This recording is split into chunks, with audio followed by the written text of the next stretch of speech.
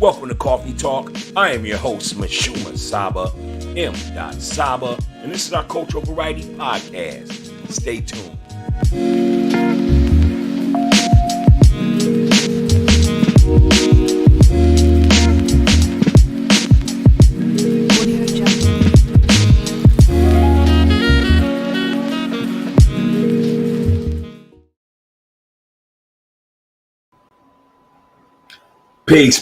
Peace, and welcome to Coffee Talk Podcast, Coffee Talk, the Variety Podcast Show, and I'm your host, MISHUMA SABA, M.SABA, and this is our Cultural Variety Podcast Show.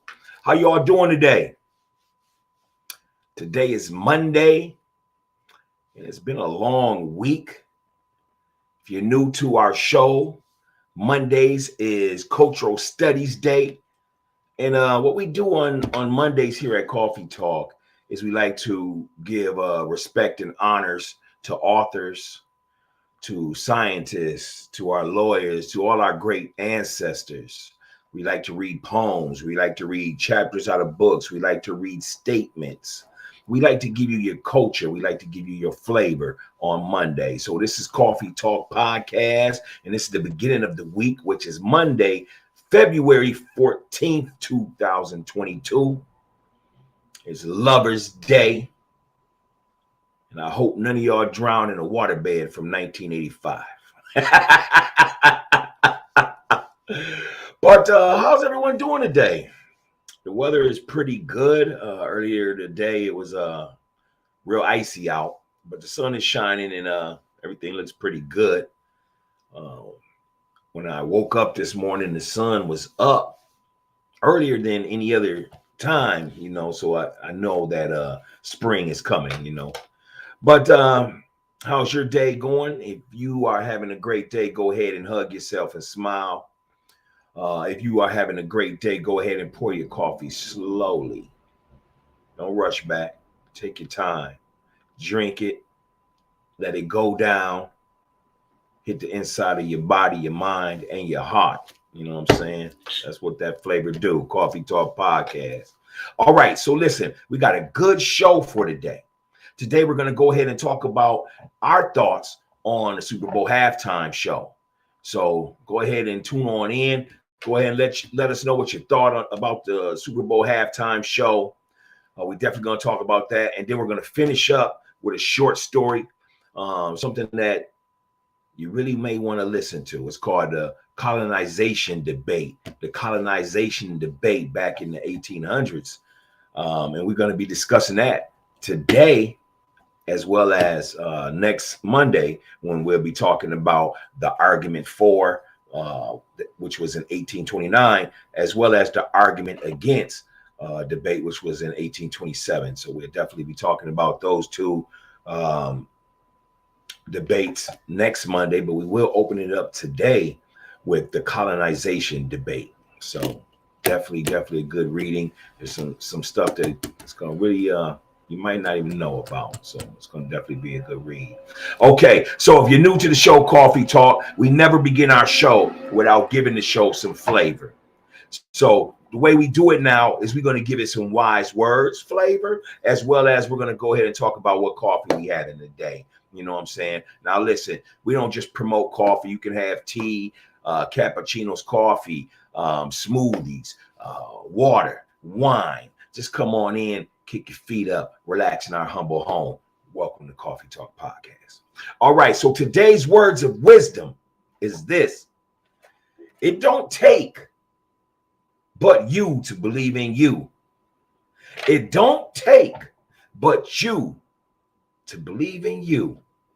Now go do it. You can do it. That's today's flavor.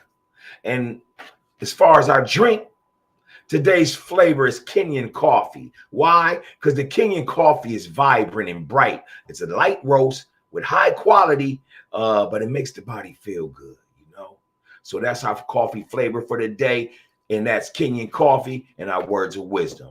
So now let's go ahead and talk about the Super Bowl. Did y'all see it? Rams pulled it out by 3. Did Vegas cover the odds? What was the spread? Oh, wow. Yeah, it was a cool Super Bowl, man. Both teams came to play. It was defensive at long periods of the quarters, especially in the third. I like Joe Burrow. I'll say that. I think he's very strong armed as a quarterback, but he was getting touched, man. That Rams defense, woo, my goodness. Woo, they're loaded. You know what I'm saying? But I like Joe Burrow. I was happy for Joe Mixon as well, especially after the controversy that he had went through and had to endure right around draft time. So you don't know that story, go ahead and check that out. Do your research on that. Eli Apple. That boy's nice, man. You know. And then, you know, the boys over there, man, over that Rams defense, man. Big shouts out to Jalen Ramsey, number 5 over there. You know. I'm happy for Stafford. I really am, because I live in the Midwest, you know, home of the Green Bay Packers, Detroit Lions, Minnesota Vikings, Chicago Bears. You know what I'm saying? We the blue division. We the pain division. We hurt people, especially in the cold weather days. And anyway, just going back to Stafford, man. Stafford gave Detroit Lions, which is a losing franchise. Everybody just gets hyped for the Thanksgiving game every season for them, and that's unfortunate. But Stafford gave them 10 long years, man. It was between 7 and 10, man. I didn't do my homework too much on Stafford for today's show. But, man, yeah, he gave him about 7 to 10 years, man, at the quarterback position. Stafford has always been a strong-armed, strong-willed quarterback. He can move, as y'all can see. He can move around in the pocket. But, yeah, he is one of the, I would say, top 5 arms in the NFL. No question. No question. So Stafford gets traded down there to the Rams. And, you know, even though the Rams came into the Super Bowl at 10-7, man, they was a hard 10-7. You didn't want to run into the Rams in the first round of the playoffs, as we see, which happened, right? You know, but yeah, they went ahead and won the Super Bowl, man. I'm happy for the young coach over there. I'm always happy for young coaches when they win. You know what I'm saying? Because it's such a uphill battle when you going into the coaching ranks. You know, and you got to show your talent, man. And then with that being a young dude, you still got to strategize, not just offensive and defensively, and keeping, but you have to keep them egos together. I mean, we talking about $1 million dudes, man. You know, some cats is out there making 25, 30 million. Easy. One season. And that's not even talking about endorsements. But yeah, so hats off to the LA Rams for defeating the Cincinnati Bengals. I really wanted the Bengals to win. You know, I didn't really care, because my dog ain't in it, my horse ain't in it. You know, I'm a Cowboys fan. However, I wanted the Bengals to win, and it was just based off of I enjoyed looking at both of their uniforms. I didn't even care about the score and shit and all that. I was like, man, but the Bengals got some ill unis, man. Them ill unis look nice on the big stage. Yeah, so that's the only reason why I was going with the Bengals. You know, that's about it. But yeah, so let's go ahead and talk about the Super Bowl, man. How did y'all feel about the halftime show? Halftime show was starring Dr. Dre, Kendrick Lamar, Mary J. Blige, Snoop Dogg, Eminem, and 50 Cent. I thought it was a great Super Bowl, but I hold back when it comes to the fact that, it was the greatest Super Bowl halftime show. In this era, everything's the greatest. Like every year, I mean, if you watch any sports casting shows or any that, they always trying to make somebody better the next year. Oh, he's better, you know, and we'll never really know. You know what I'm saying? Because of the different seasons, different eras, I mean. But I'll tell you what, let's go ahead and do this here for Coffee Talk Podcast today. Let's go ahead and ask this question. I'm going to name 4. You tell me if yours trumps mine or whatnot, or what order you agree in these four that I'm going to list as my top four Super Bowl halftime shows. All right. So to me, the greatest Super Bowl halftime show was Prince, man, from my hometown. You know what I'm saying?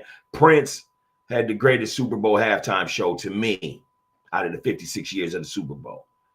Followed by Michael Jackson. Y'all remember when Michael Jackson had the jetpack on, man, and flew? You know, I don't know if he had a stunt double or not, but he flew all the way across the stadium, man. That was big for me, man. I was a shorty. Michael Jackson fanatic. He was a supernova. You know what I'm saying?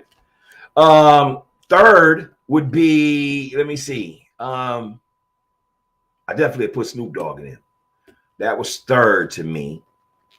I'm thinking I'm missing somebody else. So who else performed in the Super Bowl to be my fourth selection? Oh, man, you know I'm going to say this, y'all. And we're going to do a podcast episode on this. I was going to do it last week, but I'll mention it anyway. My fourth Super Bowl halftime show, great show of all time, was Janet Jackson, man, and Justin Timberlake.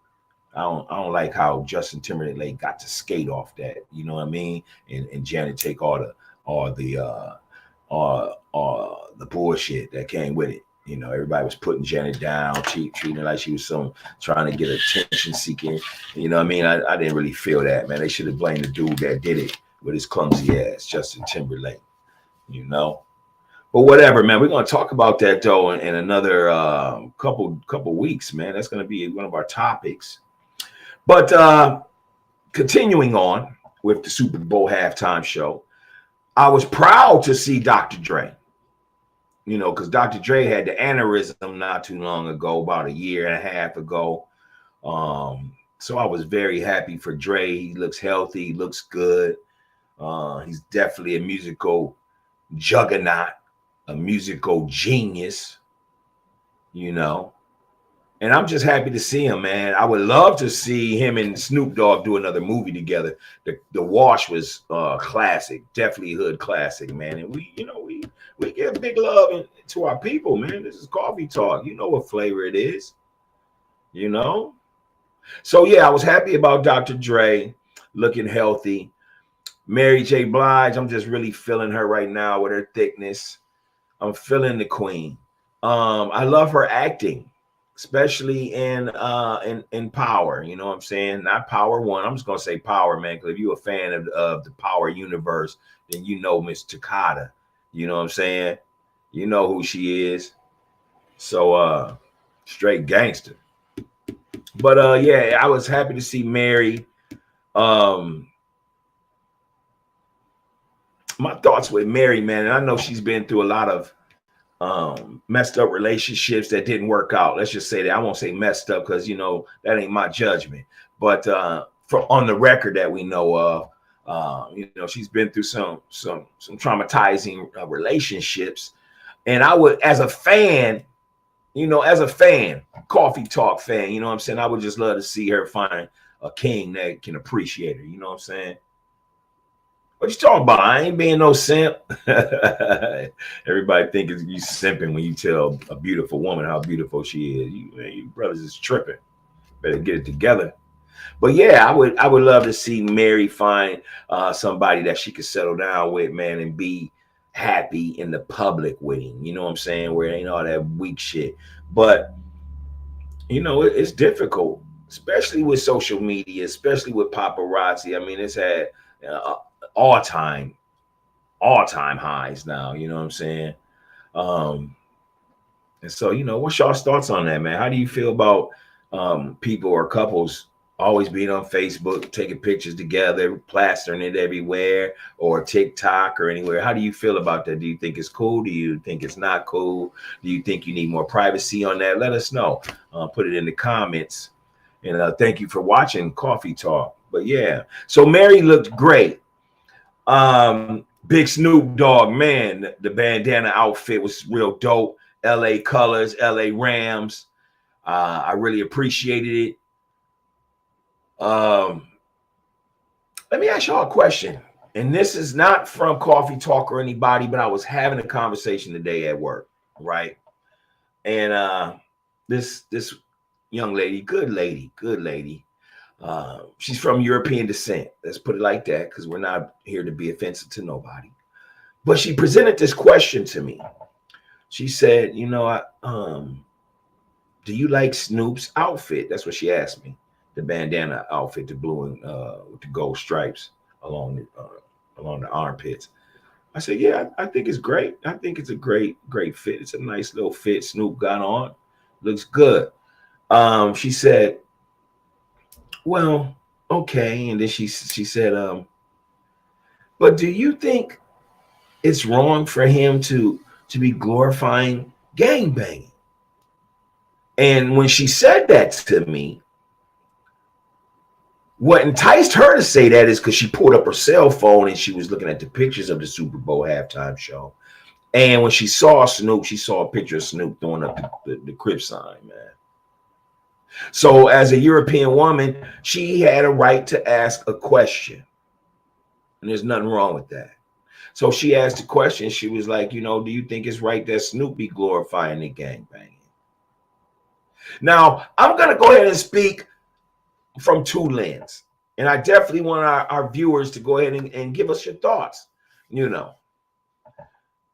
I understand from one point of view that Snoop, he reps his set. That's a word that you hear in our communities. We rep our set. Just like you rep your sorority or your fraternity. So people rep that. That means something to people, So I can't be the judger of it, but I'm just tired of the ignorance. You understand? So when I talk to kids or mentor kids or anything like that, I only discuss the ignorance. But then I understand Snoop is just representing his set. No different than Nipsey wanting to buy a little shopping mall right in his community. He could have took it anywhere, but he wanted to give back to his community. He's repping his set. Whether that's Crip and Blood and whatever it is. So that's one lens I wanted to look at. But then let's go back to a good friend, good coworker, European woman. She had a right to state that question. So I want to hear what y'all's thoughts are. Do you feel like Snoop had to continuously glorify his set every time he gets on a big stage? Let us know here at Coffee Talk. Leave a comment, share this video. If you're on YouTube, hit the subscribe button, please. We got so much more coming to y'all, man.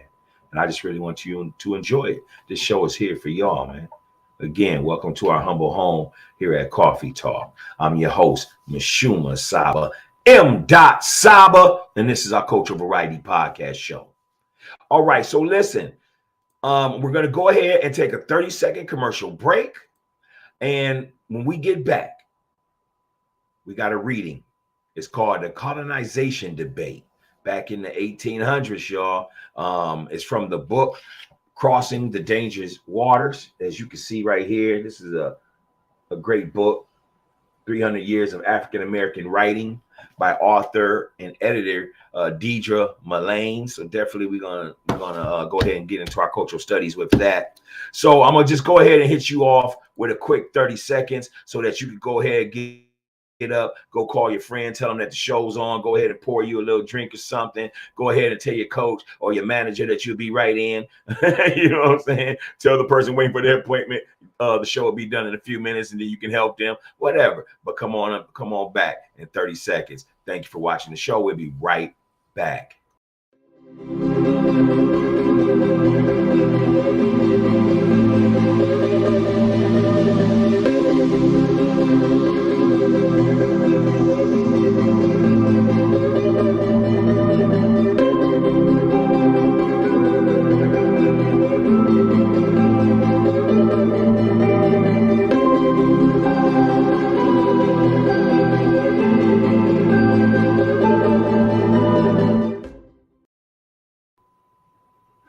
All right, welcome to Coffee Talk Podcast. I am your host, MISHUMA SABA, M.SABA, and this is our Cultural Variety Podcast show. Thank you for being here, and may your day be a beautiful day, man. May you have good energy around you, your children, your wife, your family, and your village. You know, that's from the heart, man. That's from us here at Coffee Talk. But we're going to go ahead and start the reading now. And we're reading again the colonization debate.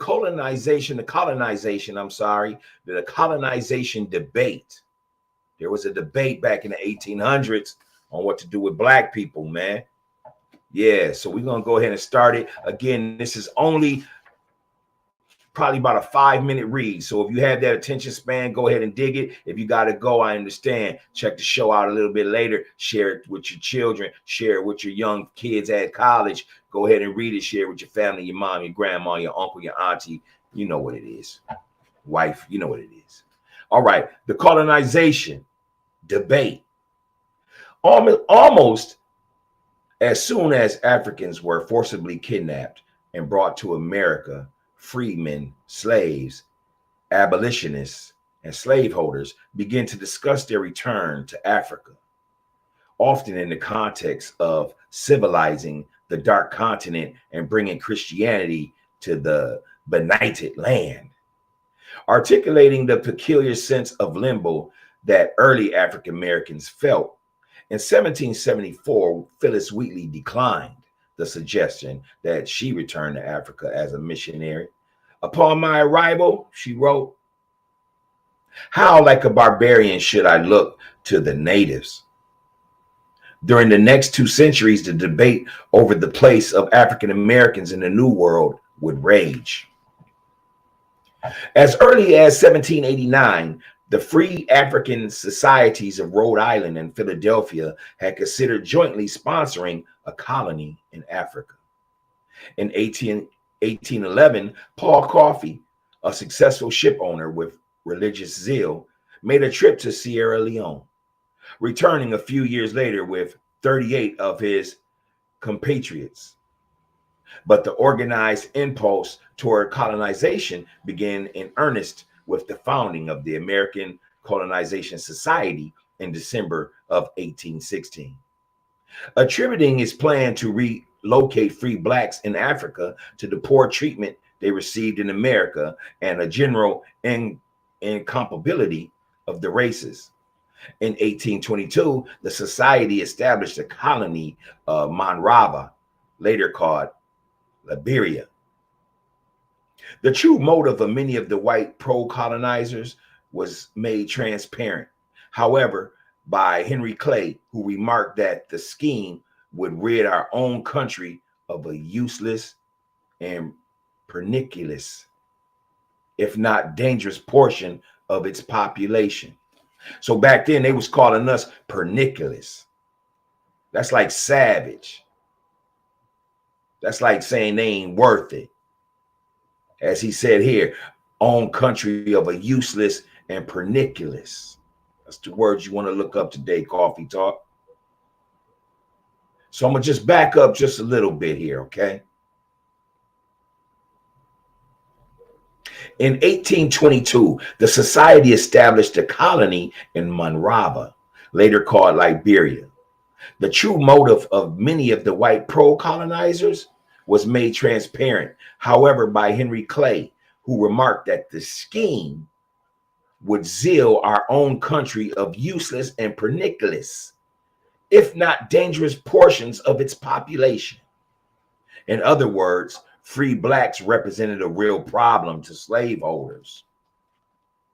Within a month, groups of freemen who met in Richmond and Philadelphia expressed their deep adherence of the plan. The Philadelphia meeting, which included James Forten and Bishop Richard Allen, resolved that we will never separate ourselves voluntarily from the slave population in this country. They are our brethren by the ties of consanguinity, of suffering, and of wrong. And we feel that there is more virtue in suffering privations with them than financed advantages for a season. The debate was taken up almost immediately in John Russwurm's newly established Freedom's Journal, in which the 2 articles included here appeared. Russell Worm and his colleagues, Samuel E. Cornish, eventually clashed over the issues of colonization, and Russwurm left for Liberia in 1829. In his own Fury 1829 appeal, David Walker argued, "Let no man of his bulge one step. America is more ours than it is the whites. The greatest riches in all America have arisen from our blood and tears. And will they drive us from our property and homes, which we have earned with our own blood?"